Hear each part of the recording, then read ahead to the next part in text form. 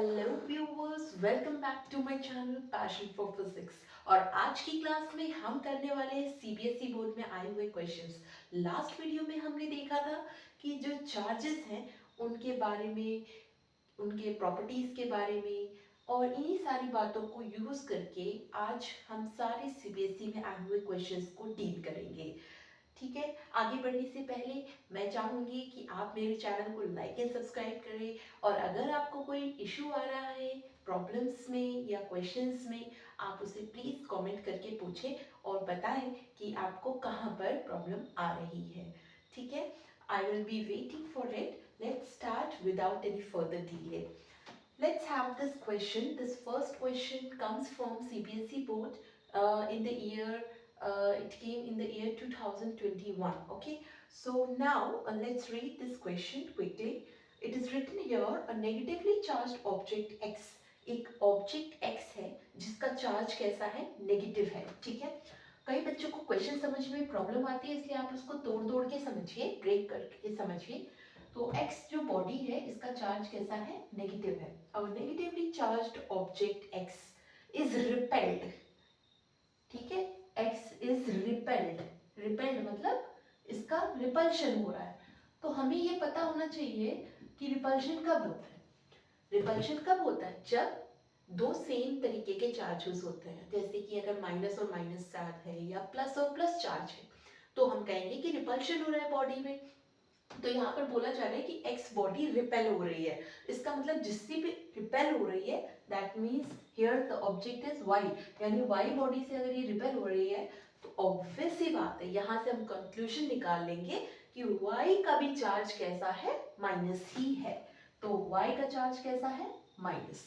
Now secondly, in the second statement it is written, however an object z, एक object z है, it is attracted। यहाँ पे word क्या लिखा है, अट्रैक्टेड। z ऑब्जेक्ट अट्रैक्ट हो रहा है। तो z का कुछ भी साइन होता होगा, I don't know what is the sign, what is the negative charge और is it a positive charge, but it is being attracted. ठीक है, टू ऑब्जेक्ट y, किससे अट्रैक्ट हो रहा है, y से अट्रैक्ट हो रहा है। तो y का चार्ज तो हमें पहले से पता है, माइनस है।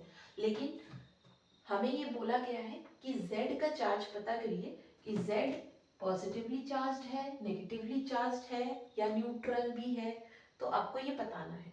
तो यहाँ पर बहुत सारे बच्चों ने कुछ मिस्टेक कर दी थी। वो मिस्टेक ये थी कि आपसे भी अगर पूछा जाए कि z का चार्ज क्या होगा, तो आप भी बोलेंगे कि z का चार्ज होगा positive.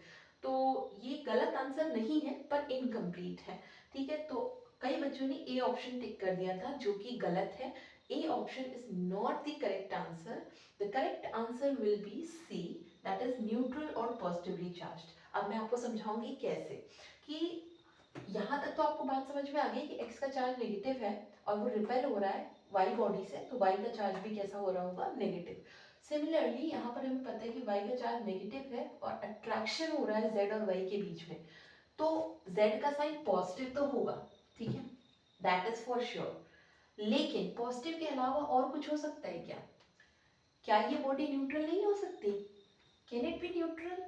Yes, it can be neutral. कैसे? इसके लिए मैंने एक और वीडियो बनाया है, आप नेक्स्ट वीडियो में जाके देख लीजिए कि वहाँ पर मैंने आपको समझाया है कि अगर मैं अपने हेयर से एक प्लास्टिक कोम को रब करती हूँ, ठीक है, here will acquire some charge, okay? If it is acquiring positive charge, then the comb will acquire negative charge. And when we will bring that comb near the neutral pieces of paper, the paper will get attached to the comb. Although the paper was neutral, but it will get attached to the comb. ठीक है, तो यहाँ से हमको पता चल गया कि पेपर तो न्यूट्रल है, फिर भी वो कोम जो नेगेटिवली चार्ज है उससे अटैच हो रहा है। इसका मतलब क्या, कि जो नेगेटिव चार्ज बॉडी है वो क्या कर सकती है, न्यूट्रल बॉडी को अट्रैक्ट कर सकती है। ठीक है, तो यहाँ पे जो ऑप्शन होगा वो होगा C option, that is neutral और पॉजिटिवली चार्ज्ड बॉडी। इसका एक और एक्सप्लेनेशन आप ये भी समझ सकते हैं कि जब हम मैग्नेटिज्म में पढ़ते थे कि like poles repel each other and unlike poles attract each other, वहाँ पे एक स्टेटमेंट लिख के आता था कि attraction is the surer test, okay, of magnetism. उसमें हम ये बोलते थे कि भाई अगर मैग्नेट है अगर उसका नॉर्थ और नॉर्थ है तो वो तो रिपेल करेगा, नॉर्थ और साउथ अट्रैक्ट करेगा, लेकिन हमें कैसे पता चले कि दूसरा वाला जो चीज़ है, बॉडी है, वो मैग्नेट ही है, ठीक है। वो आयरन भी तो हो सकता है ना, सपोज करिए कि यहाँ पर आपके पास एक नॉर्थ है, यहाँ पे एक साउथ है, ठीक है। मान लेते हैं कि यहाँ पर एक और बॉडी है, ठीक है, ओके, और ये बॉडी इसकी तरफ अट्रैक्ट हो रही है, खींच रही है, ठीक है। तो इसमें दो चीज़ें हो सकती हैं कि पहला कि ये बॉडी कैसे हो सकती है, मैग्नेट हो सकती है जिसका यहाँ पर साउथ पोल हो और यहाँ पे नॉर्थ पोल हो, एक तो ये हो सकता है। एक और चीज़ ये हो सकती है कि ये बॉडी कौन सी हो, आयरन की हो, ठीक है। तो आयरन होगा तभी तो इसकी तरफ अट्रैक्ट होगा ना। तो यही कुछ कॉन्सेप्ट यहाँ पर भी लग रहा है, और फर्दर दोनों एक्सप्लेनेशन मैंने आपको दे दिए हैं, किस तरीके से एक प्लास्टिक कोम जो कि नेगेटिवली चार्ज होता है, वो बिट्स ऑफ पेपर जो कि न्यूट्रल होते हैं उसको अट्रैक्ट कर लेता है। तो वहाँ से भी आप एक्सप्लेनेशन समझ सकते हैं, यहाँ से भी आप एक्सप्लेनेशन समझ सकते हैं। तो जहाँ से भी आपको समझ में आ रहा है, that will be I think sufficient for you for this question, ठीक है। तो आगे बढ़ते हैं, आई होप ये क्लियर हो गया आपको क्वेश्चन। नेक्स्ट क्वेश्चन की तरफ हम आगे बढ़ते हैं।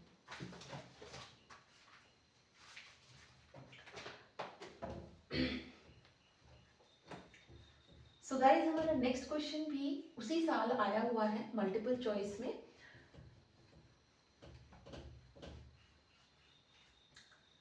इन द ईयर 2022, ठीक है।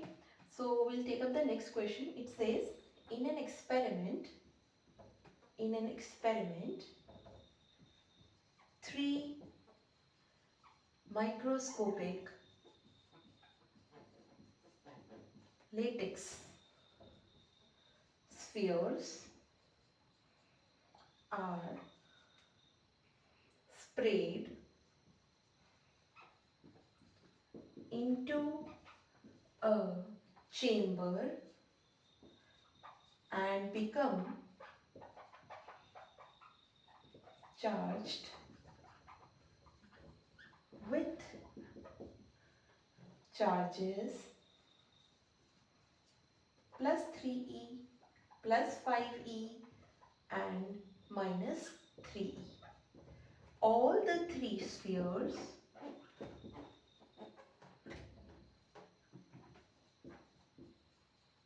come in contact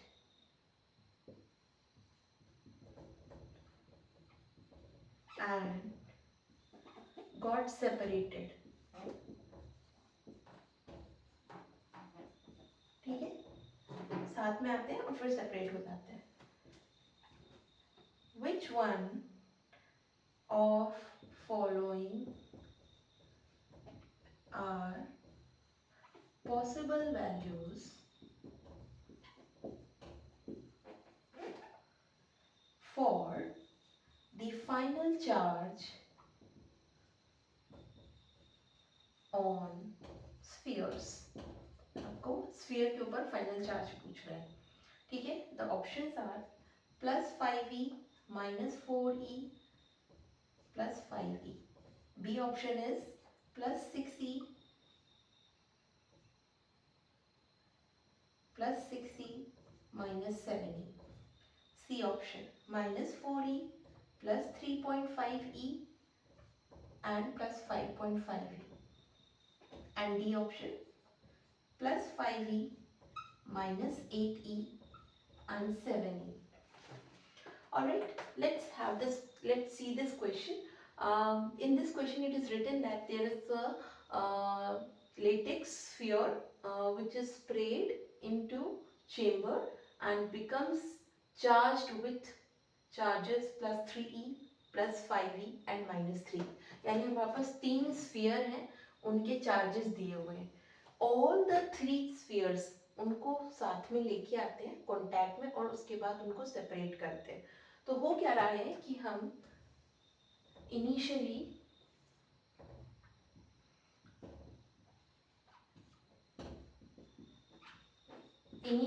हम तीनों चार्जेस को साथ में लेके आते हैं, ऑलराइट। तो this one is plus 3e, this one is plus 5e and this one is minus 3e।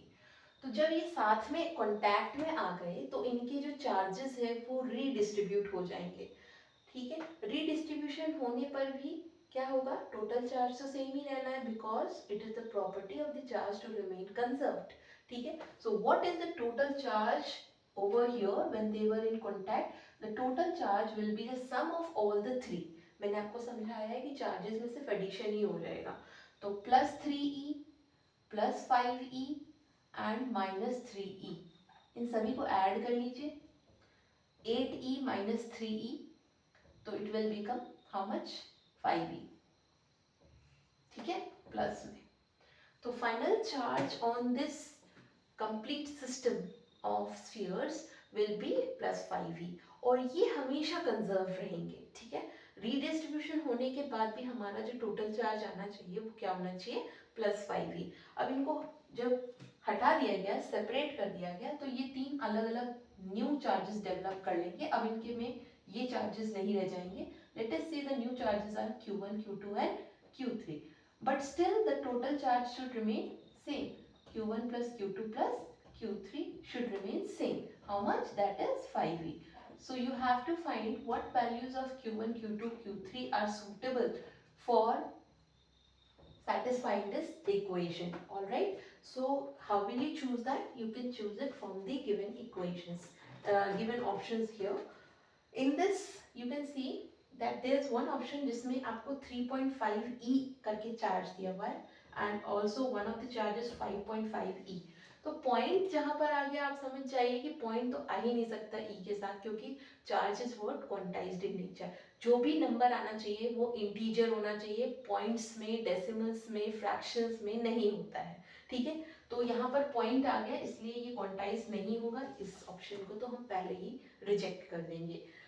Next B option, D option और ए ऑप्शन जो हमारे पास है उनमें से हम देखेंगे किनको ऐड करने पर हमें 5e मिल रहा है। लेट्स से ए ऑप्शन, तो 5e और 5e, 10e माइनस 4e, यानी आपका आंसर आ रहा है 6e, जबकि यहाँ पर आपको मिलना क्या चाहिए, 5e, तो ए ऑप्शन भी रॉन्ग है।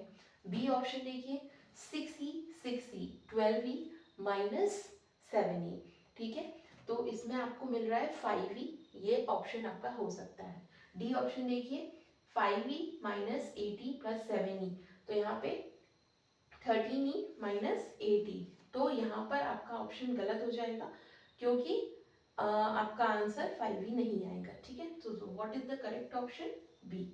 Alright, so this is how we are going to see the question, this question in which we have seen the conservation of charge and also we have seen the quantization of charge. Alright, so I think आपको ये question समझ में आया हो। आपको बस इतना ध्यान रखना है कि इनिशियल और फाइनल जो चार्ज होते हैं before and after the contact वो क्या होते हैं, सेम होते हैं। This logic we have applied in this particular question. So let's move on with the third question.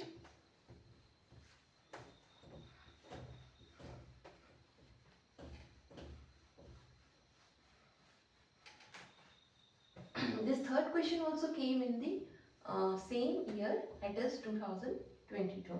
All right, question number 3, an object has charge of 1 coulomb and gains 5.0 into 10 to the power of 18 electrons. The net charge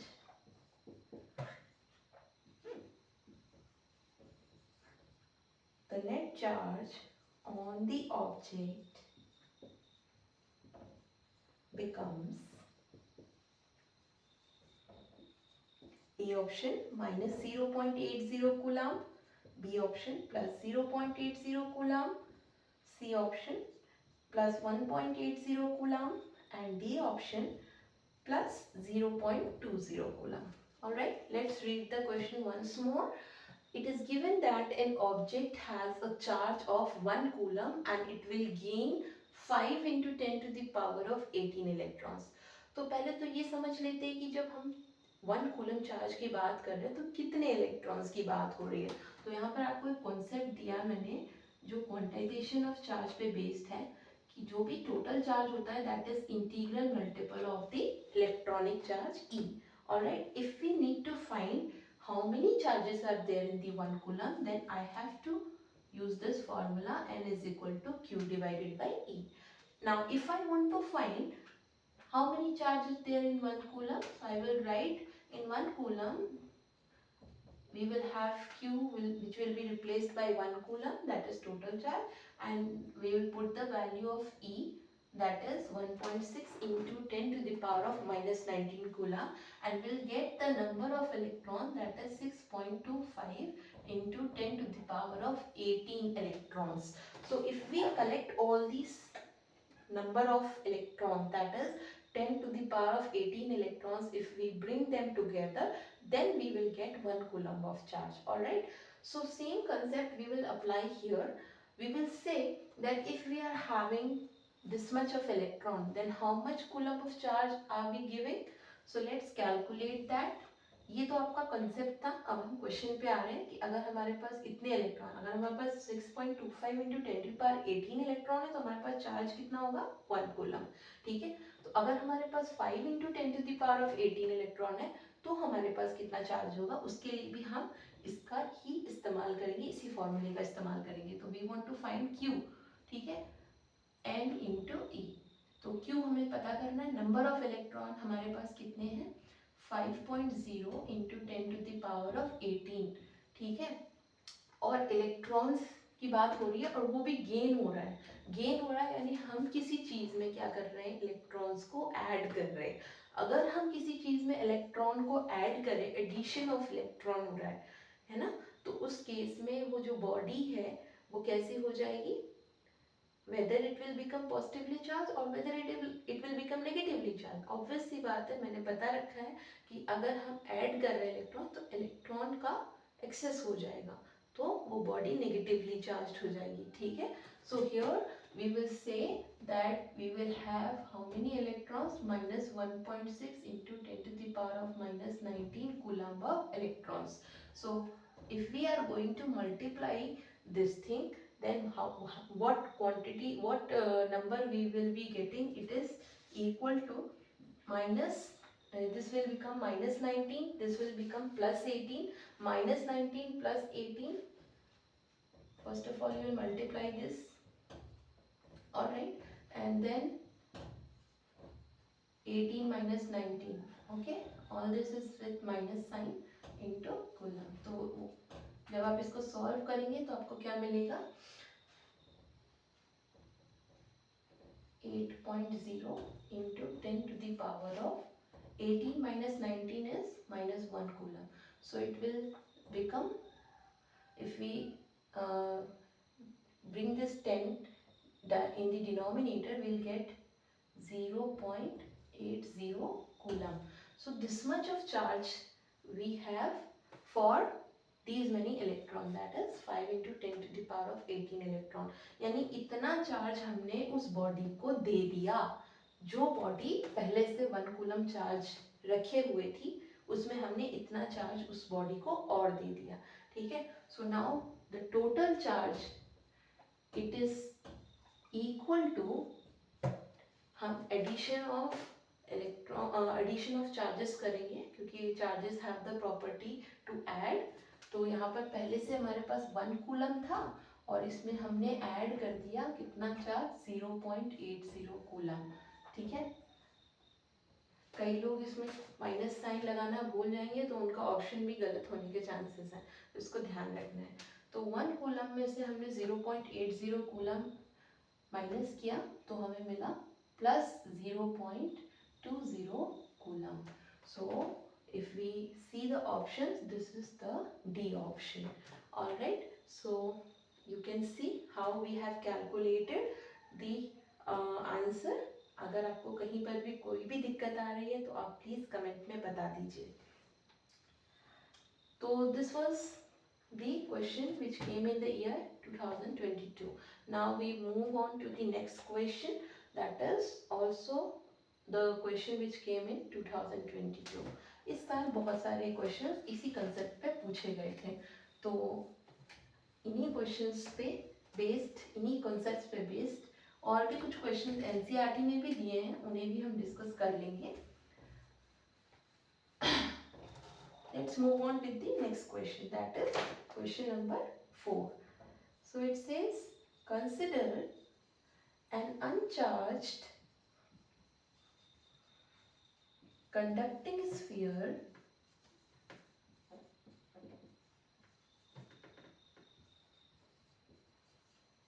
a positive point charge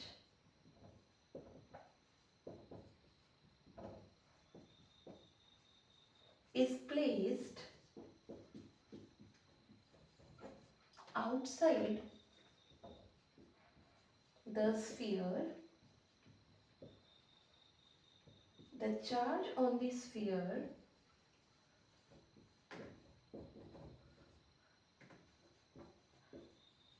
is then negative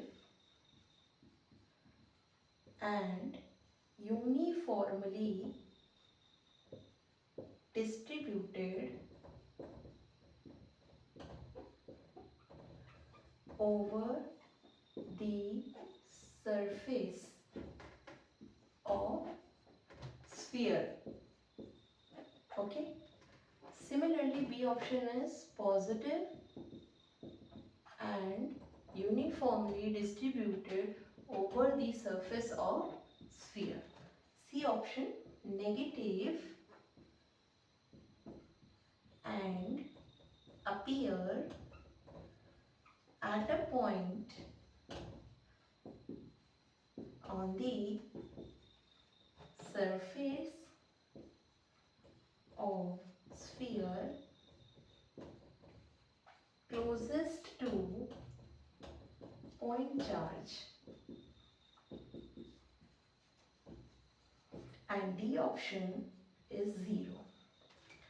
ठीक है? So let's read this question once again. Consider an uncharged conducting sphere. जो आपका sphere है वो conducting है, metal का है और uncharged है, उसमें कोई भी charge नहीं है. A positive point charge is placed outside the sphere.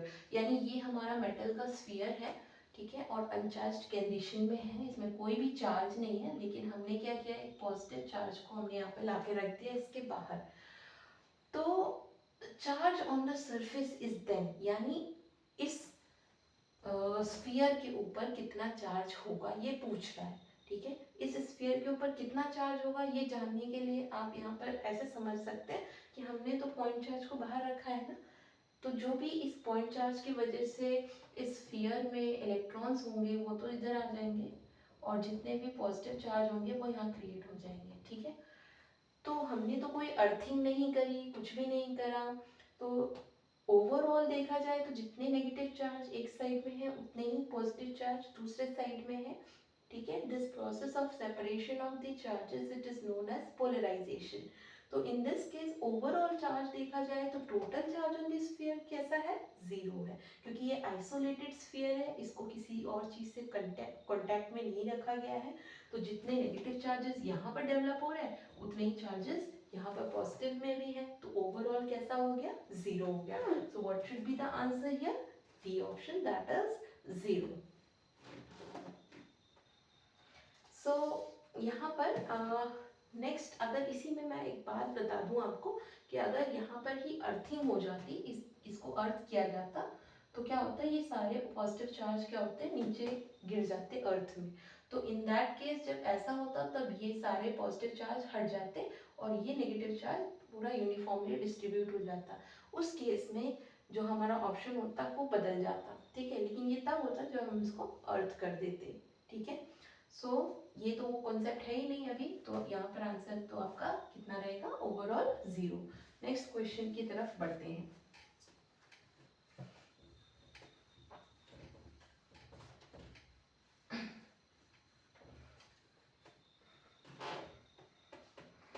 Next question जो है आपका 2020 में पूछा गया था. So let's see what it says. Two identical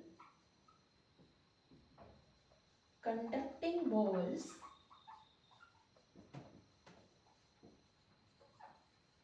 A and B have charges -q and 3q. are brought in contact with each other and then separated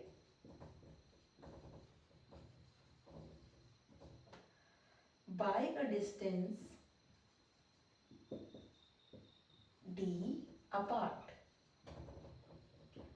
Find the nature of Coulomb force between them. ठीक है, बहुत ही easy सा question है. Coulomb force एक नया word देख रहे होंगे आप लोग. आपको डरने की जरूरत नहीं, आपको सिर्फ ये बताना है अट्रैक्शन हो रहा है, रिपल्शन हो रहा है. Let's see. Two identical conducting balls, यानी दो मेटल की बॉल्स हैं और एक जैसी हैं, मतलब रेडियस वगैरह सब सेम है. उन दोनों का नाम है क्या? A and B. They are first brought in contact with each other. इस पे चार्ज है -q, इस पे चार्ज है 3q. They are brought in contact. जब इनका कॉन्टैक्ट हो जाएगा उस समय में टोटल चार्ज कितना होगा? दोनों का सम अभी अभी हमने डिस्कस किया था, -q + 3q. That means how much total charge? 2q. So now the total charge when they are in contact is 2q. Now they will be redistributed. This total charge will be redistributed when they are separated by a distance d. Okay. So now when they will be separated, A and B, the total charge, that is 2q, will be equally distributed amongst the two. So it will become +q and it will also become +q and the distance between them is d. ठीक है. और दोनों ही charge positive positive है, equal है और same है, like charges हैं. तो ऑब्वियसली बात है, लाइक चार्जेस में आंसर क्या होना चाहिए? What is the nature of force? Repulsion, repulsive force. Okay.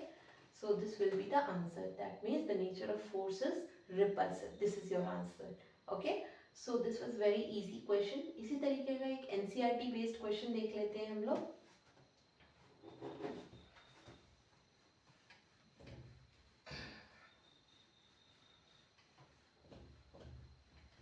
So NCERT में एक क्वेश्चन दिया हुआ है, मैं उसको थोड़ा सा मॉडिफाई करूंगी. This is question number 1.13.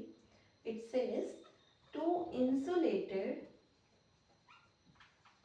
charged copper spheres A and B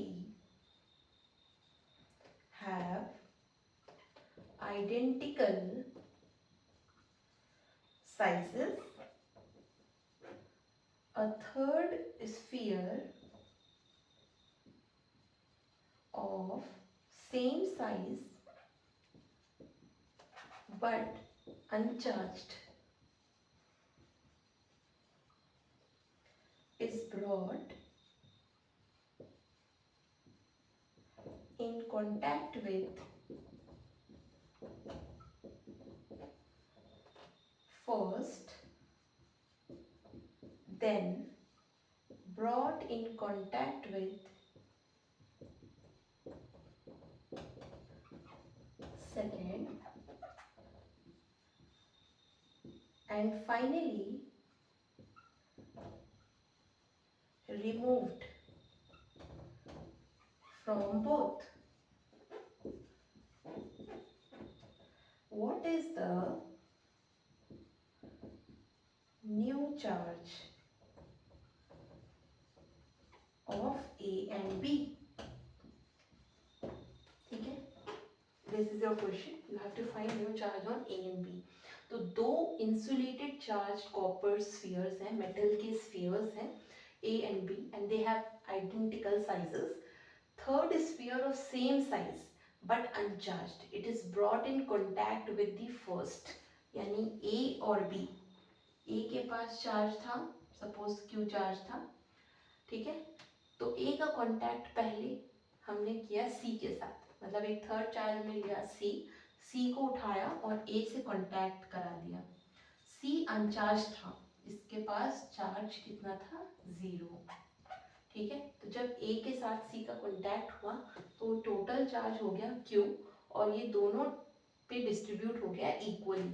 तो इसका रिजल्ट क्या हुआ कि ए और सी दोनों पे जो टोटल चार्ज आया वो आया Q/2 एंड Q/2। ठीक है, अब क्या किया गया, फिर उस थर्ड चार्ज को पहले ए से लिखा, ए से कांटेक्ट कराया था, अब हम उसको बी से कांटेक्ट कराएंगे। तो बी पे जो चार्ज है वो है Q और उसका कांटेक्ट हुआ सी पे, जिस पे अब चार्ज हो गया Q/2।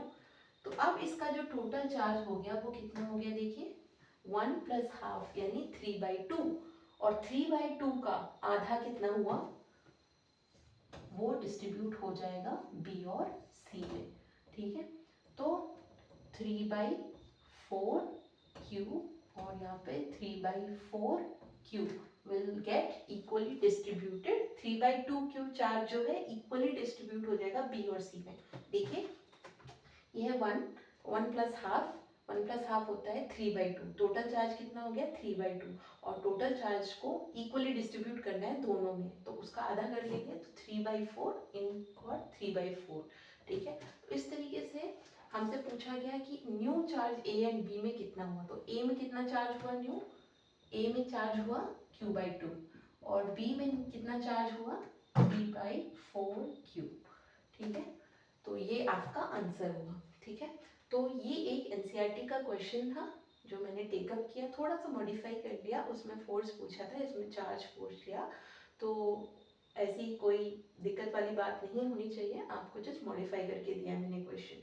ठीक है, so it was all about the concepts of charges which we have discussed in the theory in the previous video।